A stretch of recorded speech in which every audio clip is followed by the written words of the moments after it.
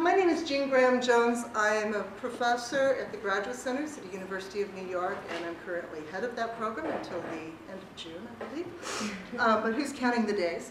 I work primarily in Latin American theater, even more primarily, if that can be said, Argentinian theater. But lately I've been crossing the Andes with more frequency and spending more time in Santiago, Chile. And one of the real pleasures of crossing the Andes, besides the view, which is spectacular, is getting to know Guillermo Calderon. And I've read all of his plays, 6 of them, not the 7th yet, but 6 of them have been edited in Spanish in Chile. Here they are, fresh off the press. And seeing 5 of his plays, 7 plays performed, so it's really a pleasure for me to get to have this conversation with him. So we're going to focus on him now and not on me. Guillermo Calderon, I'm going to say a few things, biographical items, but I think a lot more will come out in our conversation, so I'll let him decide what he wants to provide. Guillermo was born in 1971, which was during the elected presidency of Salvador Allende, but he spent most of his childhood and adolescence under dictatorship, under the dictatorship of Pinochet, Augusto Pinochet. 1973 to 1989, you can do the math. So there really is a dictatorship generation, and I think that Guillermo is part of that generation. And in his own words, it's left a wound that has continued to inform his work, because Chile really is a country that has not yet come to terms with its own history. There are several examples, such as there's no real Nunca Más document about what happened during the Chilean dictatorship. During the bicentennial in 2010, it really came up in terms of memorialization, the Museum of Memory, which then President Michelle Bachelet really pushed through, and where it was built and how it was built and what's inside of it. And those issues really point to that wound, I guess, being still open. And then finally, and I'll mention this, and I think we'll get back to it later today, is the film No, which is running still in New York, I believe, which is about the plebiscite vote toward the end of the dictatorship, which was portrayed as voting the dictatorship out of office. And that's been very controversial, too, because of its very partial representation of history. So today's conversation, and Guillermo and I have met and talked about it, we've sketched it out. We're going to touch upon many of the issues related to Chilean truth and reconciliation with its past, present, and future. And those are key terms, I believe, when we talk about social justice, truth, and reconciliation. So our idea is to have a little chat here for about an hour and then open it up to questions from you folks. So we'll have some more dialogue as well. Guillermo has, I keep trying to call him Calderon and I can't. So I'm going to Argentinize his name, and he's not Guillermo, he's Guillermo, just bear with me. He does have a long-standing relationship with New York City. Diciembre, his play, Diciembre, played here twice, in 2009 at Teatro Stage Fest, and again the year later, next year at Under the Radar at the Public Theater. And his play Neva is receiving its first English language production here at the Public and running until the end of the month. Guillermo began as an actor, and he was trained as an actor at the University of Chile, where he got his undergraduate degree. He's also trained in the US and Italy. He has a master's degree from CUNY, Master's in Liberal Studies with a specialization in film from the Graduate Center, CUNY. And he still teaches acting in Chile when he's there. And he's often not there, I think. Turned to playwriting and directing while he was in New York, actually, completing his MA. And that's where it was here that he began to write Neva. So that's another interesting connection. I'm going to list his 7 plays very briefly. They're easy to remember. They're all one-word titles. And that he has staged between, or written between 2006 and 2013. So it's also really interesting him getting started as a playwright and really taking off. And so it's, by 2008, your plays were touring, right? So it's been quite the steady career. that we want to share with you today. So I'm going to just list the plays because we're going to talk about each one of them in a different order. But this is the order in which they were created. Neva, N-E-V-A, like the river in St. Petersburg. Clase, or class, with the double meaning. Diciembre, December. Villa, and discourse, or speech, discurso. Villa plus discurso. They're two plays that are always presented together. You've been watching, Villa is up there right now. A play that the title's in German is Beben, so it's not Spanish Beben, it's Beben. German, which is the German word for quake, as in temblor, as in earthquake or quaking. It has the multiple meanings. And then finally, escuela, or school. So we're going to look at these different plays. Escuela was premiered just in January in Santiago at their international festival. So Guillermo's plays and their stagings really reflect that forthright simplicity of their titles. They feel they need to have short titles, your plays. I think it's good. They are small casts, single sets, simple designs, yet they are intensely written, they're intensely performed, and I feel like there's a centrifugal kind of tension in his plays where you feel like you're being pulled out and then pushed back in all the time. And I think that comes from their placement within a really carefully specified, larger, and really weighty, dominating socio-political context. You always know where and when the action in these plays is taking place. And most of the times that context is Chile. Post-dictatorship Chile, in most cases, a supposedly re-democratized Chile, but a Chile that hasn't come to terms with itself.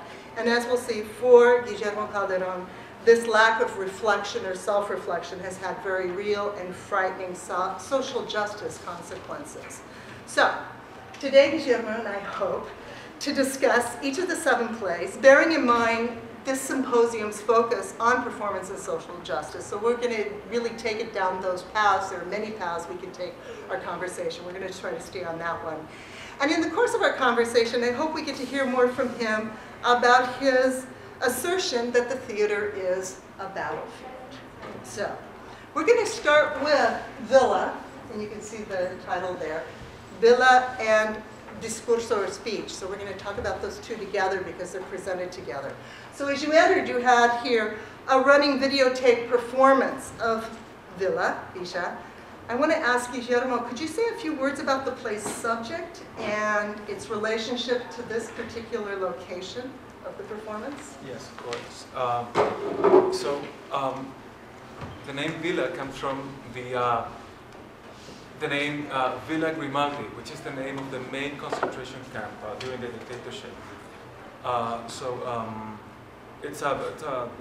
The place is called the Villa Grimaldi. It's a beautiful sort of villa, right outside of the city, close to the mountains, and a lot of people died there, and they tortured a lot of people. So right now, right after the dictatorship, right before the dictatorship was over, the military destroyed the big house.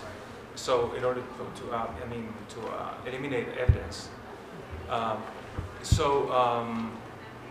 Right now, the villa itself is it's a park, and in spring and summer it's actually a very beautiful park, and that creates a problem for memory, because when you go there it's quite pleasant, and it's hard to sort of grasp the real history of what happened there. So that creates a problem. So I decided to write a play about the villa, but set in the present, in which 3 young women are discussing in front of a model of the actual house that was demolished. They are discussing exactly what to do with the villa now. One of them wants to rebuild the old house. The other one wants to build a new fancy modern museum of memory. And much like the one that Santiago now has. Yes, yes. And the third one wants to leave things as they are now, as a park. So that's the discussion. And the play was devised to be performed in this place, which is not the actual villa, but it's another big, well-known concentration camp in the center of Santiago. And I say camp, but this is really a big house. But it was used as a site of detention, torture, yes. and Yes. assassination. So the play right now, as you see it, is being performed in a place where most of the play, the inmates were kept during the night. But right next to this room is the actual torture chamber. So and you can see the audience is very close. They're seated right next to the action. yes, and so there's a display, a timeline across the wall, and that's the actual sort of display that the people who run the house actually made in order to tell the story of the house. But why is there a model of the villa on the table? oh, because they're discussing the villa. What to do with the villa? That's what it looked like. Yes. And there is in the villa today, in the site today, there's actually that mock-up is there in the middle of the site. And it's got to be one of the most bizarre places of memory I've ever been to. Yeah. Because it has different stages of conservation. Yeah. So there is the tower that's conserved where there was actual torture and such events going on, and yet it's very beautiful with roses growing. And, So just one thing about the play is that these three women are discussing about the villa 20 years after the villa was closed. So how is that relevant for the history of the villa? So that's sort of a problem within the play, where these women are not from the generation that actually was tortured there, or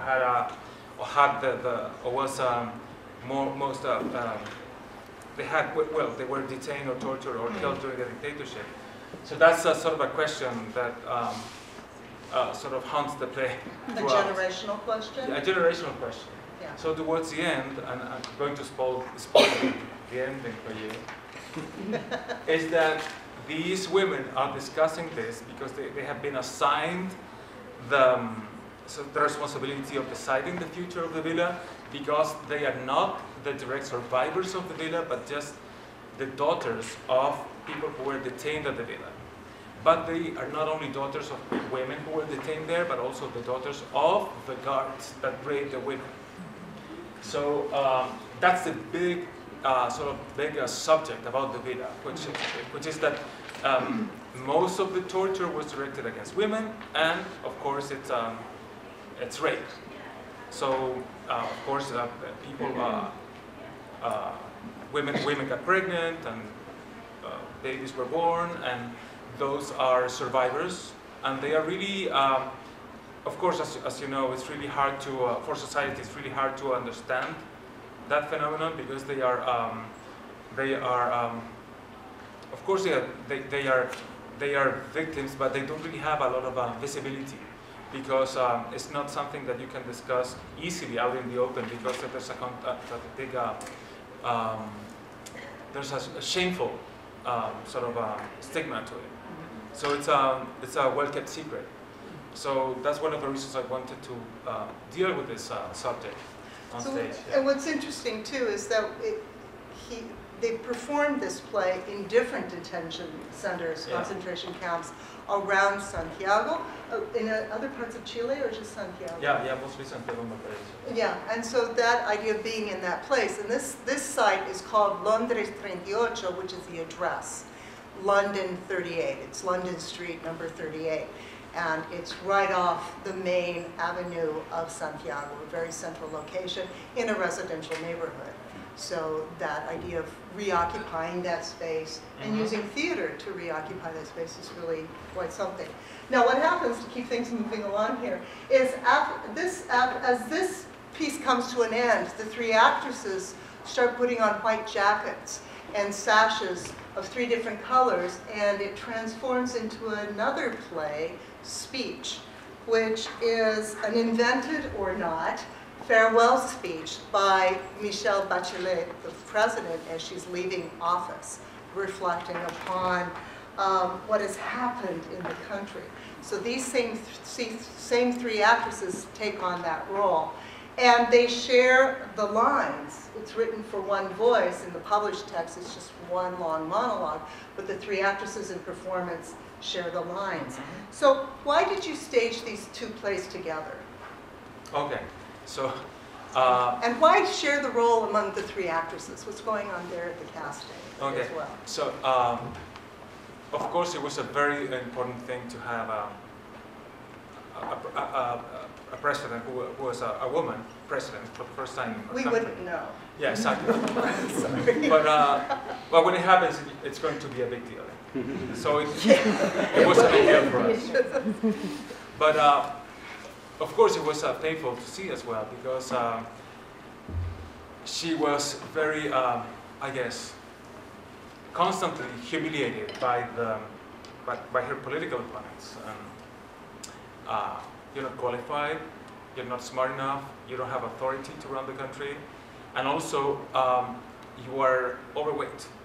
Okay, and to witness that is, of course, very upsetting, to say the least. So why are these politicians from the right calling her fat? When some of them are too. Well, yes. But there's something more to it. Because she's not only the first woman to become a president, but also she was the first one to be a direct victim of human rights violations during the dictatorship. Right? Because her father was a very important general in the Air Force, who supported the socialist government, and he died under torture by his comrades. I think the same officers basically killed him by doing torture. So she was a direct victim. But not only that, right after her father was killed, Bachelet and her mother were sent to the Villa Grimaldi itself. And she was detained there for 2 weeks, and, of course, tortured. But she never speaks about that episode publicly, which is understandable and then complicated. She is, of course, very. She is fearful of talking about this in public, because she doesn't want to. She doesn't want to seem opportunistic and using her position as a victim to exploit it in order to get a sort of a political advantage. But also, it's a complicated issue. Again, it's not something you talk about. So it's ambivalent, because a lot of people expected her to talk more about the subject. But she was very restrained, which is understandable, but for some people was a lot of people were also impatient with her.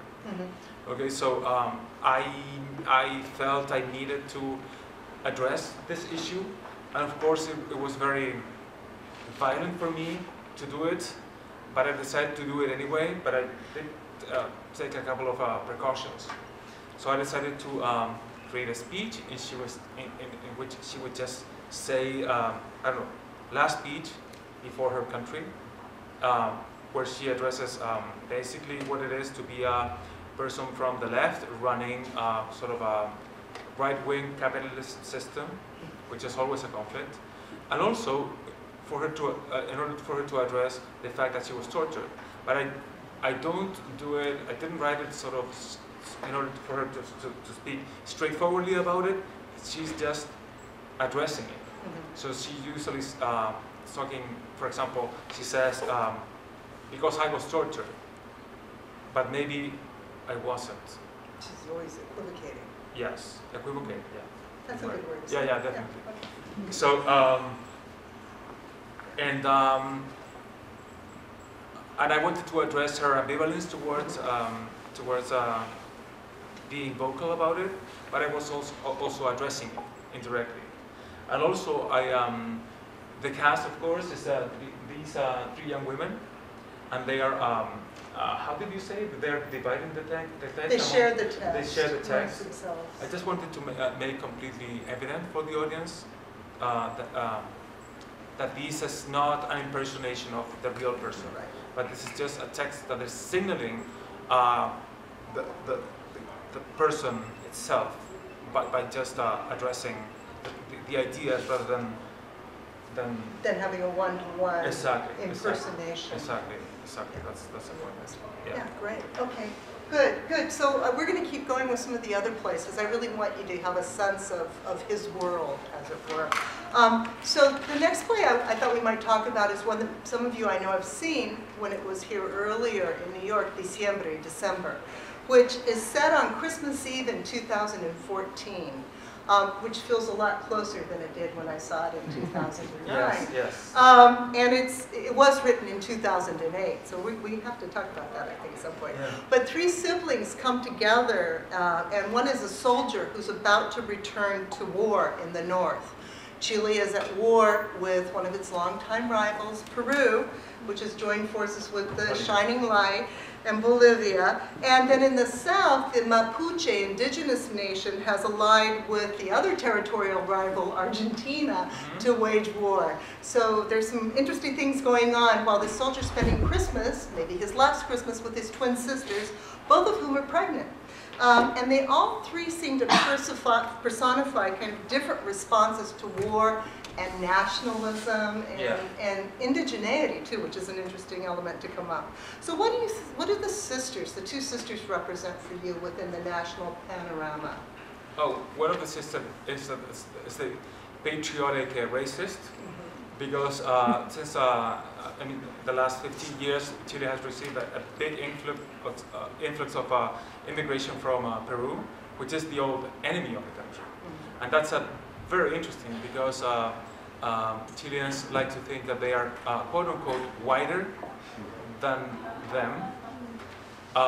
So it creates a really interesting dynamics if you think about racism, because it basically everyone looks the same, but for some reason a group of them thinks that they are just whiter than the other one.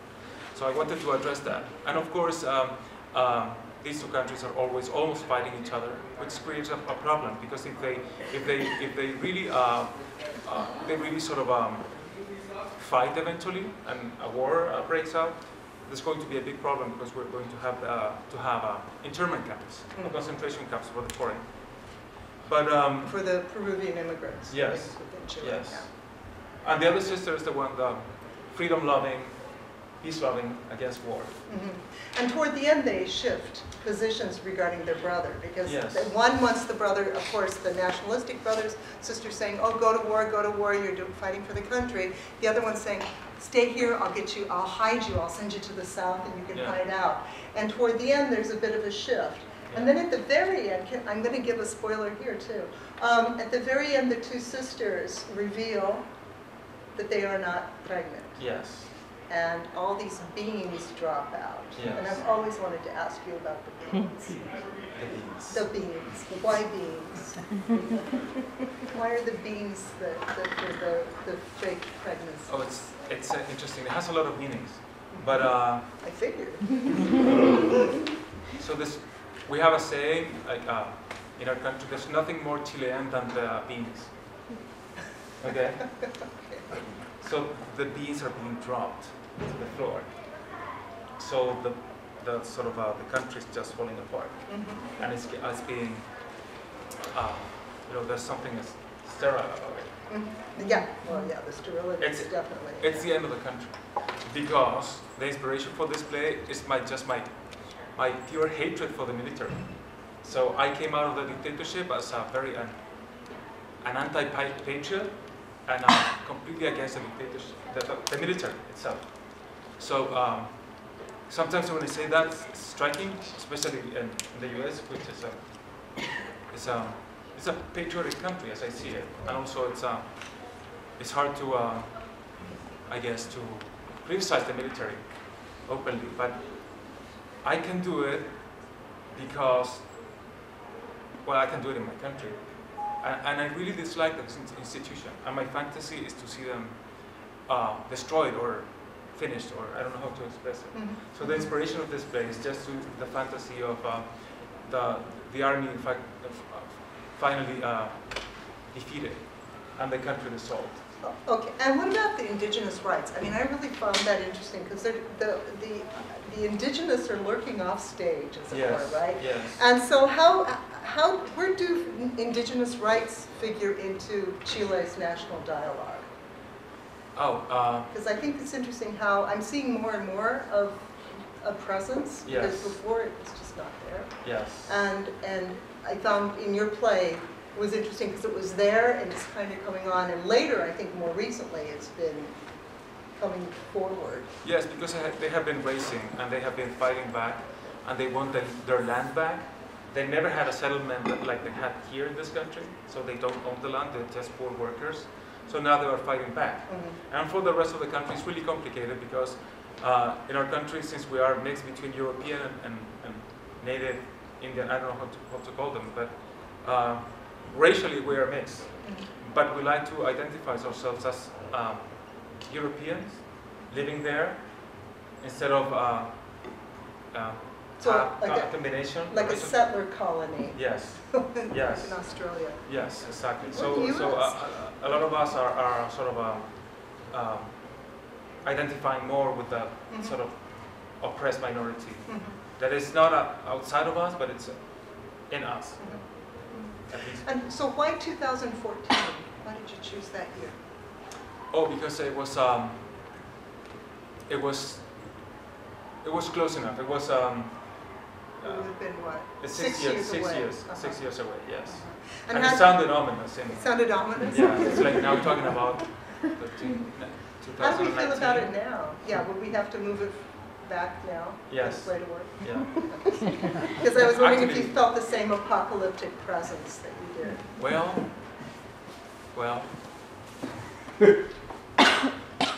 So my questions are good. Yes. We'll leave that one. Sure. We'll come back. I don't even know the answer myself. So. That's okay. But I'm going to just drop in like another play, which Guillermo did not write, but which he restaged in 2010. And it was a really remarkable production that I think brings together some of these same issues, including indigenous rights. And it's a play by Chilean dramatist Isidora Aguirre, who was very much a presence in the Chilean theater scene in the 50s and the 60s, primarily, very much of the left. She wrote a play in 1969 called Los que van quedando en el camino, and it's been translated in English as The Ones Left by the Wayside. And Guillermo restaged it in 2010 as part of the Bicentennial Project. There was a whole series of kind of canonical Chilean plays that got restaged in that period as part of the bicentennial celebration.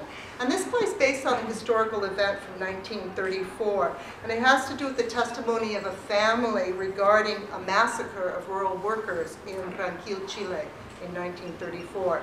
And some of the actors from the 1969 production performed in 2010, and I've only seen it on video, but it was really affecting, because I remember there was one that had to be practically carried on stage. He was so old and infirm, and that sense of, if you're talking about testimony and testimonial history, when the people die, what happens to the history?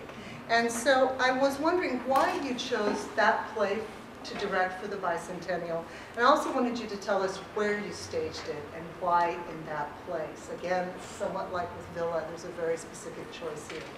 Oh, it's a play about land reform. How the workers, the rural workers, organize in order to get the property of land.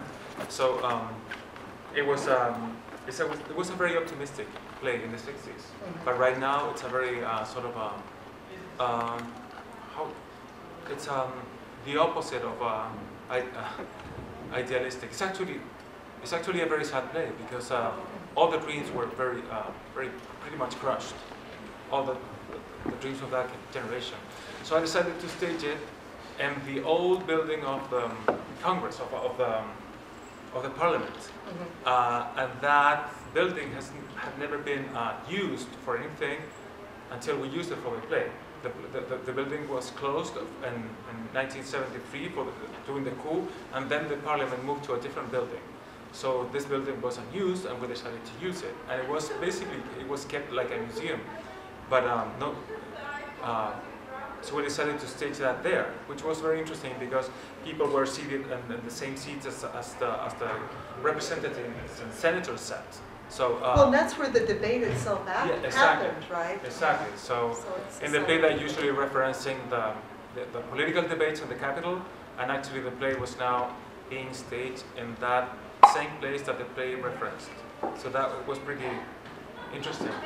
But what I like the most is that at the end we hanged a lot of flags and we threw a lot of political flyers in the place. So it was kind of repossessed by sort of the street and the political history of the country. So. Yeah, I mean, and I've read that you've said that you consider yourself sort of a descendant of Aguirre. Yeah. And a continuation in working, and I can see that in the historicized plays. Do you consider your plays historical or documentary in the same way that hers were? I think historical can be a good definition. Yes, but mostly because she was my professor of playwriting in college. So it was defining. And your production was staged just before she died, right? Yes, she died a few months later. So that was good that she could see that. And she's a very important playwright that is not read enough, I don't think. Let's move on to two plays that I'm going to consider in tandem, even though they're not presented together because they're separated in time. Clase and Escuela, class and school. Because they're two plays that take us into two very different classrooms. In class, or clase, you have an encounter between a young student, a high school student, and her teacher. And it takes place during the 2006 March of the Penguins, when across the country nearly 800,000 high school students, they were called penguins because of their school uniforms, demonstrated for certain reforms. And some of the reforms were pretty light, I guess you could say, free bus passes and certain privileges, but they also were lobbying for open education for everyone. And in this play, in class, one of the students stays behind, doesn't go out to the streets to march. She stays behind because she wants to present her report on Buddha. And her teacher shows up a little bit late, and he responds to her in his own way. So my first question is, what does Clase say about the different generations of Chilean protest? Okay, so when the dictatorship was over in 89-90, it was a very upsetting thing because, of course, the dictatorship didn't meet most of the expectations my generation had of democracy, but also there was no truth and justice. So it was very, very disappointing. But everyone wanted to protect the new democracy, so nobody did it, which played really well for the people who didn't want truth and justice. So a whole generation of 18-year-olds like myself was obliged to just, I guess, to stay at home and just work and do nothing. So, and that was, for a whole generation, it was very, I guess, frustrating. So we had to wait a few years for the new generation, the one who didn't have the experience of the dictatorship to just rebel. Because they didn't know about the horrors of the dictatorship, and they didn't need to protect any democracy. They just wanted better education.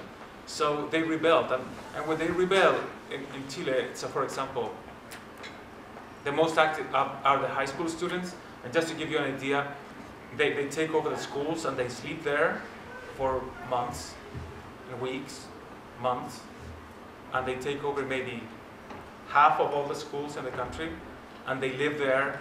And the parents go each night to give them bring them dinner and food and change of clothes.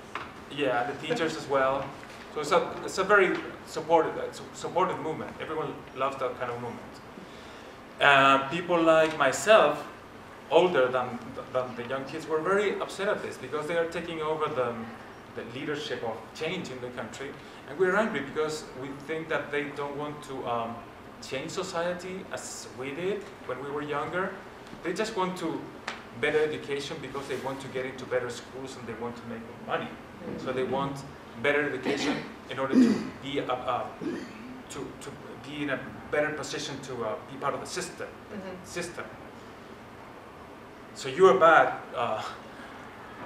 Your movement is not quite as good as ours because we did want to change society as a whole.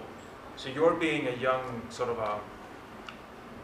You look like a radical, but in reality you are conservative. So now, is the teacher then of your generation? Yes. Or older? No, my generation. Okay. So it's very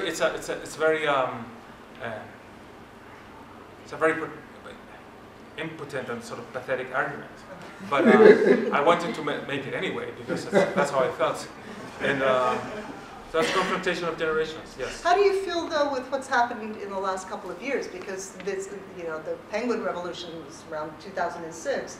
We are still having a revolution, a student revolution going on in Chile, and a lot of university students have joined as well with the marches taking over the main avenue. I feel very excited, but the political system is so strong that it's really hard for social movements to make any change.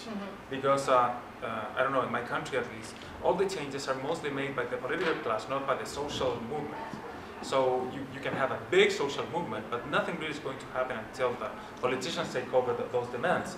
So they already had a new high school movement, high school student movement, which was even more intense than the one before, but nothing happened. So now you have 14-year-olds or 15-year-olds, and they tell you, you know what, I gave up on this, I'm completely frustrated, I don't want to know anything about politics, my life is over, I just want to do nothing and make money, or I don't know. It's really striking how the system is organized in order to have just one frustrated generation after the other. So that's how the system works. Which I think takes us probably to School, Escuela, which is your latest play, which I saw in January when it was premiered at the festival in Santiago. And it takes us into the classroom, but it's a very different classroom. So could you say a bit about that play? Where's the classroom? What's the time period of that classroom? And why write a play about that period now? Okay, so this happens in '87, right before the big plebiscite. That's yeah, plebiscite, which is what No, the film No is about. Okay. So there's a connection here. Right before that happens, so people are debating basically, should we join the plebiscite? Is this for real? Are we actually going to defeat the dictatorship by just voting? Or should we just try to sort of defeat the dictatorship by other means? So that's basically my generation. So this play is called School because it's a school of urban guerrilla. And it's very simple, very straightforward. Young people are being taught how to create sort of build a sort of handmade bombs, or how to use a gun, how to live in a clandestine, and how to understand the class war. So the basics of how to become an urban guerrilla. And they're 5? And they're 5, yeah. and they all they're masked with sort of ski masks. Yeah. Throughout the play, so you never actually see their faces. And throughout the entire performance. Yes, and I wanted to address that because, when you remember dictatorship, and I'm talking about my country, when you remember dictatorship or an episode of a political sort of repression, it's really easy to remember it in a sort of simplistic, in a very simplistic way, meaning they were bad and we were innocent victims. And that's a kind of an easy formula, but it's also a little bit superficial, because a lot of us were fighting the dictatorship not only by protesting pacifically, but we were also fighting back with violent means. So in order to remember and to be fair to history, we need to be reminded of the complexity of what a dictatorship actually is. So we don't want to be complacent with just portraying ourselves as pure victims. We want to complicate history, and by doing that, we're not also doing something which is maybe historically correct, but we're also giving presence or giving presence to the ones who did fight radically against the dictatorship, which is something that history tends to erase from memory, because it's more convenient to remember us, the victims as pure victims, as innocent victims. So I wanted to address that, and I wanted to address the history of the violent struggle against the dictatorship. So that was the point of that play.